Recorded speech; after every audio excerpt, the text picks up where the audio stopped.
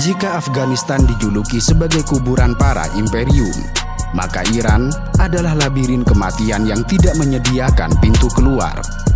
Negara ini ibarat benteng alam dengan tembok setinggi 4.000 meter yang seluruh daratannya telah diubah menjadi maut bagi kendaraan tercanggih di dunia. Geografi ini memaksa para penyerbu yang terkuat sekalipun harus melalui jalan tikus yang cukup sempit, di mana teknologi satelit dan drone paling canggih akan kehilangan keunggulan karena medan tanah yang sangat ekstrim. Untuk memahami seberapa mengerikan benteng daratan yang dimiliki oleh Iran, mari kita berbicara mengenai Afghanistan terlebih dahulu. Bahwa selama berabad-abad, daratan berdebu itu telah memiliki gelar yang mengerikan, yaitu kuburan untuk para imperium. Dari Alexander Agung, Kekaisaran Inggris, Uni Soviet hingga yang terbaru Amerika Serikat, semuanya datang membawa ambisi. Namun semuanya harus pulang membawa peti mati. Geografi Afghanistan yang brutal, gunung-gunungnya yang tidak kenal ampun, juga suku-sukunya yang tidak bisa ditundukkan, telah membuat kekuatan militer terbesar bertekuk lutut di tiap era. Dan sekarang, bayangkan sebuah negara di mana kengerian geografi yang dimiliki oleh Afghanistan itu hanya terlihat seperti taman bermain anak-anak. Dan itulah negara Iran. Sebuah negara yang bukan sekadar sekumpulan lembah terisolasi, namun juga sebuah benteng raksasa yang dibangun oleh alam itu sendiri. Negara itu memiliki infrastruktur modern, jaringan jalan tol, kota-kota metropolis, sumber daya tanpa batas, serta militer yang secara obsesif telah mempersiapkan diri mereka selama 4 dekade hanya untuk satu tujuan, yaitu mengubur Amerika Serikat hidup-hidup. Banyak analis militer amatir seringkali membandingkan kekuatan militer murni, yaitu jumlah tank, jet tempur, atau kapal induk.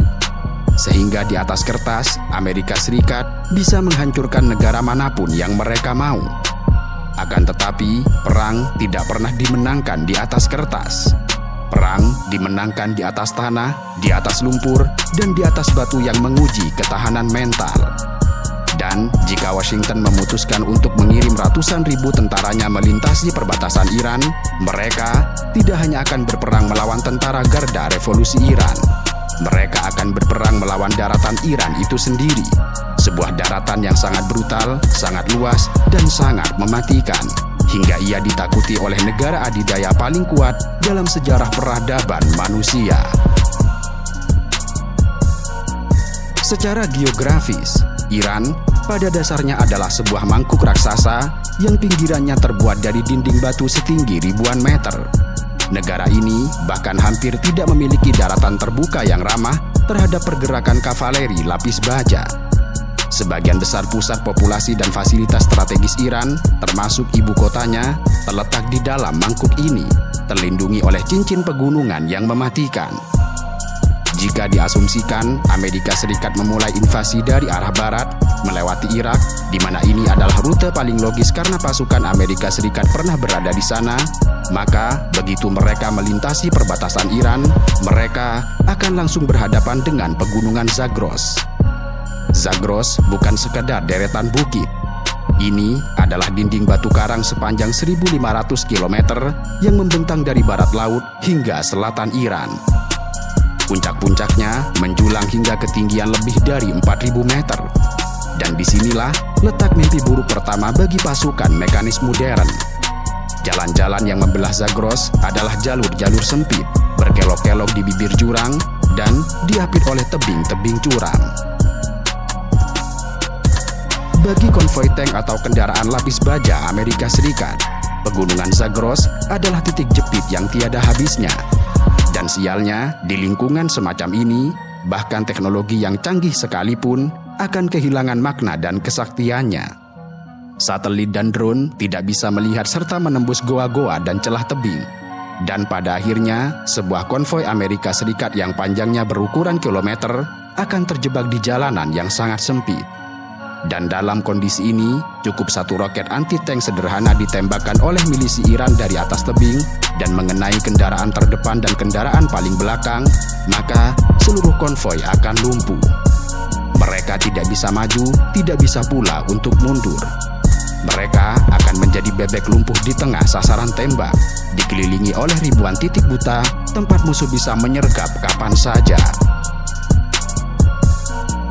Jika Amerika menyerang dari utara atau dari arah Laut Kaspia, situasinya tidak jauh lebih baik.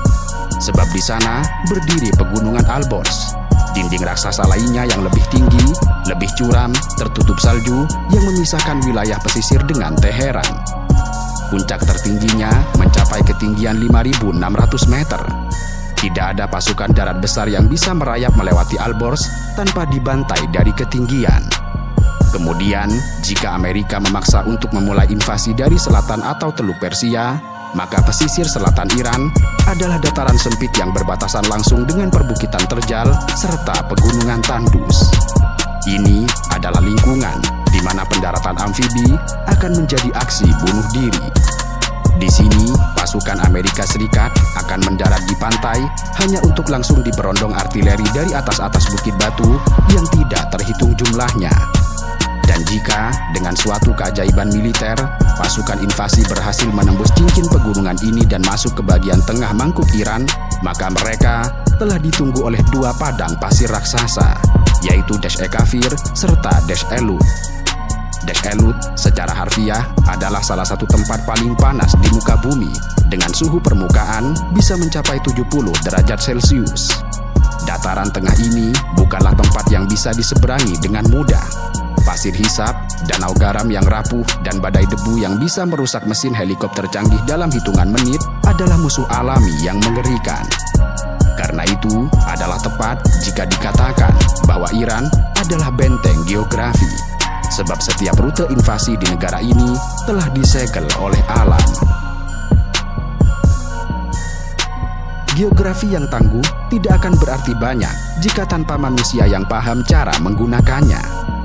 Dan disinilah letak kengerian yang kedua, yaitu doktrin pertahanan asimetris Iran. Militer Iran, khususnya Garda Revolusi Islam atau IRGC, adalah kelompok militer yang sangat realistis.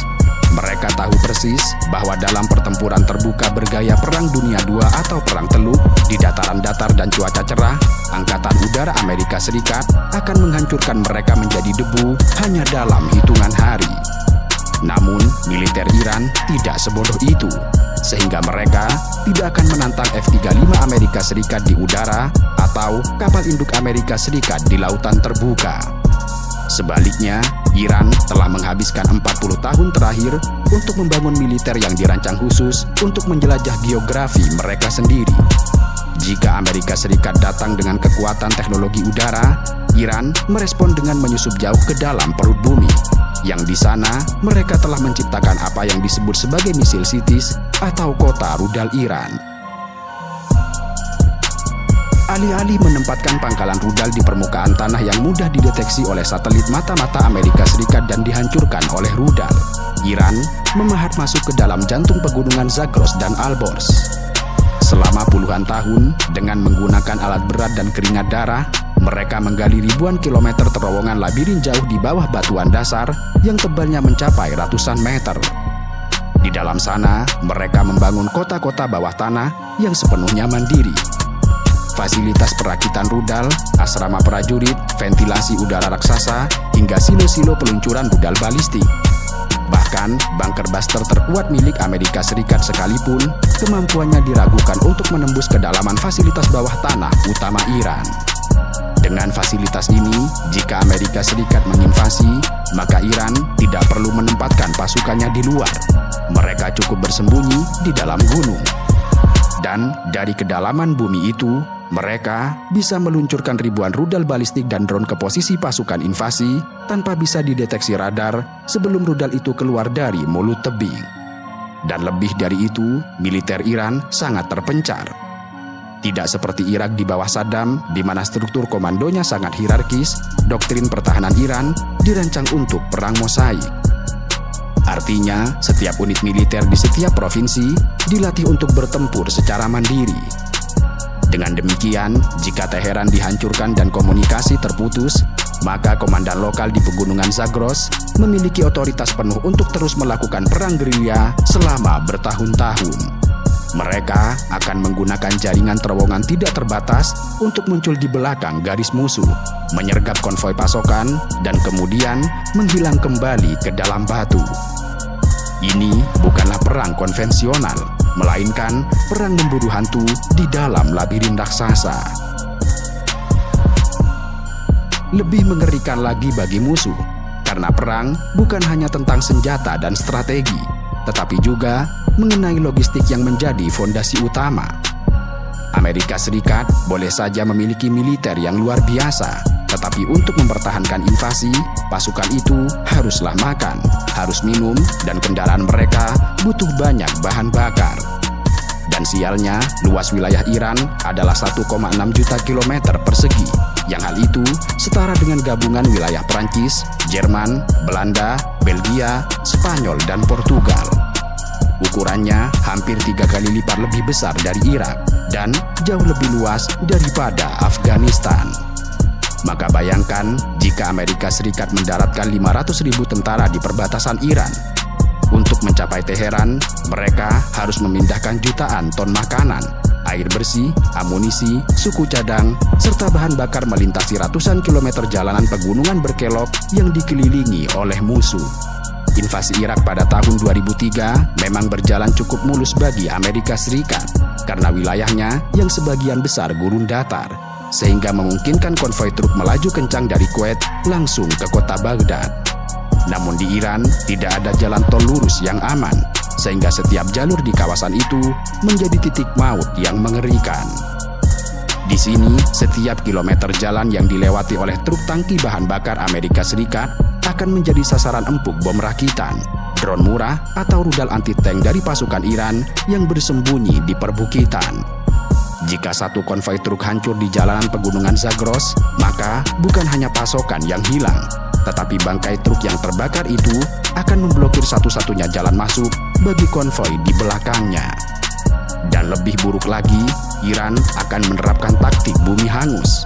Mereka akan meledakkan jembatan-jembatan, menghancurkan jalan, dan menyumbat terowongan pegunungan. Pasukan Zeni Amerika harus membangun ulang jembatan-jembatan itu di bawah hujan tembakan sniper dan mortir musuh. Dan di sini, kemajuan invasi tidak akan diukur dalam kecepatan hari atau minggu, melainkan sentimeter demi sentimeter yang penuh dengan darah. Menghidupi ratusan ribu tentara di medan yang ekstrim dan terus-menerus disabotase adalah resep utama dari sebuah kebangkrutan militer. Dan Pentagon tahu betul bahwa mereka bisa mengirim tentara masuk, tetapi mereka tidak tahu bagaimana cara memberi mereka makan setelah sebulan berada di dalam sana. Perang Iran tidak akan menjadi perang tentang siapa yang memiliki tembakan paling akurat, melainkan perang atrisi, yakni siapa yang bisa bertahan hidup tanpa pasokan lebih lama. Dan dalam hal ini, penduduk lokal yang memakan roti keras dan bersembunyi di gunung selalu menang melawan tentara modern yang membutuhkan AC dan jatah makan kaleng yang diterbangkan ribuan mil. Geografi dan militer memang merupakan dua elemen penting. Terdapat elemen ketiga yang membuat daratan ini sangat brutal, yaitu memori sejarah dan psikologi kolektif bangsa Iran. Berbeda dengan beberapa negara di Timur Tengah yang batas negaranya ditarik oleh penjajah Inggris dan Perancis dengan penggaris setelah Perang Dunia I, Iran atau Persia telah menjadi sebuah entitas peradaban selama lebih dari 2.500 tahun. Mereka memiliki identitas nasional yang sangat dalam. Tanah ini telah melihat kedatangan berbagai penakluk, mulai dari Alexander dari Makedonia, bangsa Arab di era kekhalifahan awal, hingga invasi brutal bangsa Mongol di bawah Genghis Khan dan Timur Leng. Semuanya datang membawa kehancuran dan kematian. Namun, apa yang terjadi pada akhirnya adalah budaya Persia tidak lenyap. Justru sebaliknya, banyak dari para penakluk itu akhirnya terasimilasi oleh budaya Persia, menggunakan bahasa Persia, dan menjadi bagian dari sejarah Iran itu sendiri. Tanah ini seolah memiliki kemampuan magis untuk menelan musuh-musuhnya. Bagi Amerika Serikat, mencoba menginvasi Iran tidak akan memicu perang melawan pemerintah atau kaum mullah saja. Invasi asing akan menyatukan seluruh 88 juta rakyat Iran, bahkan mereka yang sangat membenci pemerintahannya sendiri sekalipun. Nasionalisme Iran adalah sesuatu yang lahir dari darah dan geografi, sebab mereka menganggap tanah pegunungan adalah suci. Amerika Serikat pernah mencoba mendesain invasi darat tidak langsung saat mereka mendukung Saddam Hussein untuk menyerang Iran pada tahun 1980. Lalu yang terjadi, terlepas dari sanksi, embargo senjata dan kekacauan internal pasca revolusi, Iran mengirim jutaan sukarelawan muda tanpa senjata memadai untuk berjalan kaki melintasi ladang ranjau hanya bermodalkan fanatisme terhadap tanah air mereka. Perang itu berlangsung selama 8 tahun dan berakhir dengan jalan buntu yang memakan korban hingga 1 juta jiwa. Itu artinya, jika pada tahun 1980-an saja, saat militer mereka masih compang-camping, mereka rela mengorbankan ratusan ribu nyawa demi setiap jengkal tanah berdebu di perbatasan, maka bayangkan apa yang akan mereka lakukan hari ini ketika mereka dipersenjatai dengan armada drone, jaringan rudal balistik hipersonik, dan terowongan bawah tanah di seluruh penjuru negeri. Setiap desa di lembah Iran, setiap lorong pegunungan akan dipenuhi oleh milisi yang tidak takut mati. Dan bagi tentara invasi, ini akan menjadi horor psikologis. Dan yang membuat Amerika Serikat terkencing ketakutan adalah mereka sadar sepenuhnya bahwa mereka tidak akan bisa mengalahkan sebuah bangsa yang bersedia menukar 100 nyawa penduduknya hanya demi menghancurkan satu tank. Jadi, apabila Afghanistan menjadi kuburan imperium yang mengubur Uni Soviet, membuat Amerika Serikat menghabiskan 2 dekade serta uang triliunan dolar hanya untuk akhirnya lari terbirit-birit di tengah malam dari Kabul, maka sekarang lipat gandakan ukuran geografinya, lalu lipat gandakan pula tantangan topografinya.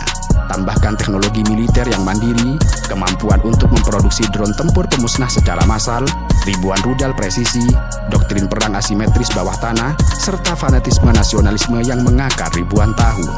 Dan itulah negara Iran. Dengan demikian, invasi darat Amerika Serikat ke Iran bukan sekadar skenario militer yang sulit.